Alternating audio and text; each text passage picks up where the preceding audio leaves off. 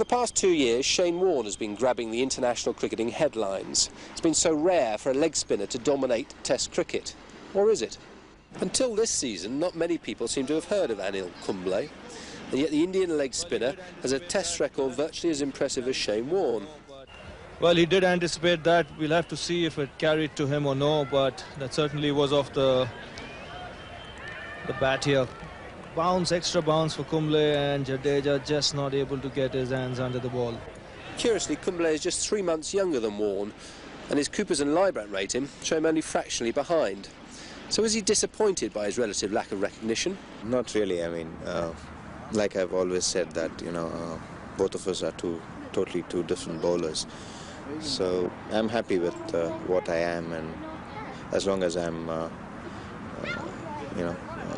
as long as I help the team to be successful, and as long as India keeps winning, and as long as I'm performing, that keeps me happy.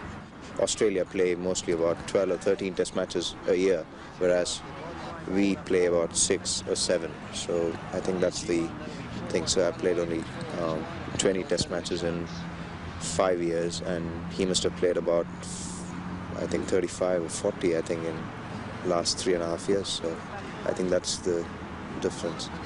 Although both are leg spinners, Kumble is very different in technique to Warne, bowling the ball with less loop but much more fizz, a style not dissimilar to another great Indian leg spinner, Chandrasekhar. I started off as a medium pacer when I first picked up a cricket ball, and then I shifted because my brother just asked me to just try leg spin, so I just tried it, and then within 2 months I was playing for the under-15 side, state side. So from then on I didn't really want to change back. I've always admired Chandrasekhar and the 4 great spinners of India, Prasanna, Bedi and Venkat. But I haven't had a chance to watch Chandra in a match, but, mostly a couple of video clippings that I watched, and he was one of the selectors. When I first came into the Karnataka squad, he used to come regularly to the nets and, give a few tips and watch me bowl, and would just, if in case I had to ask something, then I used to go to him and just ask, what's happening, is everything all right, and, Clearly quite a lot was, and Kumble made his debut against England at age just 19. 89-90 was the series that I represented first-class cricket for Karnataka. 89 I made my debut, and in 1990 I was playing for India. So it all happened very quickly, and I think I was very fortunate, or I should say lucky, to, for things to happen so quickly.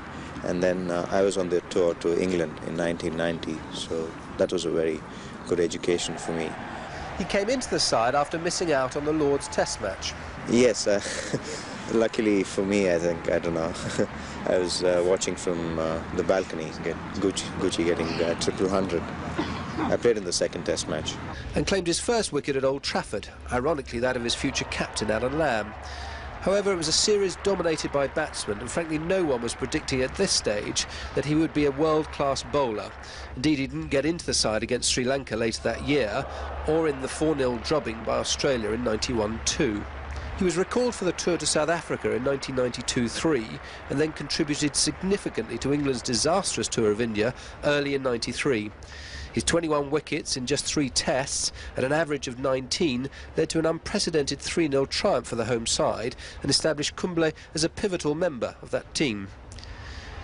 The international cricket calendar is a curious animal, and Kumble will have looked forward to the visit of the West Indies last year with particular anticipation, as it was his first opportunity to pit his skills against any of the top-ranked cricketing nations, Australia, Pakistan or the West Indies. Kumble wrapped up the tale in the visitors' first innings at Bombay, which helped to give India a 1-0 lead in the series. 74 overs at Nagpur yielded 6 wickets in total, but could not force a decisive victory. 90 partnership. No, yes, a couple are asking. In fact, he is gone. He's walking. Wasn't even given. Although he enjoyed an entertaining maiden Test 50. Oh, well, that's a most handsome stroke there by Kumble. That's 4 runs of the very best. Kumble to Williams. Big appeal, he's out, he's gone. It hastened through. Williams appears not to like it. The big appeal for LBW is gone. He didn't get far forward, tended to get caught on the crease, Junior Murray. And a loud appeal here. Kumble's 13 wickets at an average of 31 were a somewhat inconclusive final analysis, and a season in county cricket would be an interesting test, and one he was keen to experience. When he was playing for Derbyshire, I just asked Azhar if he could put in a word with somebody, so that I always wanted to play county cricket, and then it just came about, you know, like he spoke to Lammy, and he just put in a word saying I was interested. I always believe if you get an overseas player, he's got to be of top quality. It's got to be Ambrose or something like that. And we tried Shane Warne. We decided to go for spin. We didn't really have any spinners, and I just thought 4-day cricket, you've got a good spinner, then you're going to be, you know, somewhere there in the championship. And that's why we went for Kumble. I had a word with Azharuddin. He said that he'll be a great signing. He just said make sure you've got a good short leg and bat pad and on the offside, and a lot of catches are going to go there, and he's proved right. In April, May, it was really cold and the wickets were a bit wet, and you know, it helped the seamers. And as the summer got better, and it's been really good last 2 months, it's been very warm and the wickets became very dry, so I think that helped a lot. He's been fantastic, really. He's a lovely chap, which helps. It's always difficult when someone comes for a first year at any club, really, to fit in. It's difficult for them. He's only 24, so it's not easy for him by any stretch of the imagination, but he's a lovely chap and he's really fitted in well. It's been a great bunch of guys in the North Ends, with Lammy and Kevin, Karan, Capes, Rob Bailey and the rest of the guys, so it's been great. So I'll be enjoying. I've had a very enjoyable time. He's been brilliant. I mean, you know, he just keeps picking up fifer for us, and he's been bowling a lot of overs. And I said, I hope you're not doing anything this winter. He said, no, he's got New Zealand touring, so hopefully they'll rest him up when he gets back to India. But he's been brilliant for us, and he's a great competitor and a great team man. One of the great things for us that our overseas player hasn't been someone who the opposition batsman can see off. When you play against Ambrose or Walsh or Marshall or whatever quick bowlers you've got, one of the jobs of opening batsmen and whoever's facing them at the time is just to see them off. But with our guy, you can't do that because he can bowl 15, 20, perhaps even more overs on the trot, so he's always coming in at you all the time. And that's been one of our strengths, really. We've got our trump card, and he's been bowling all the time for us. Lammy, when I first came, he said get ready for 1,000 overs, so I think I'm very close to that.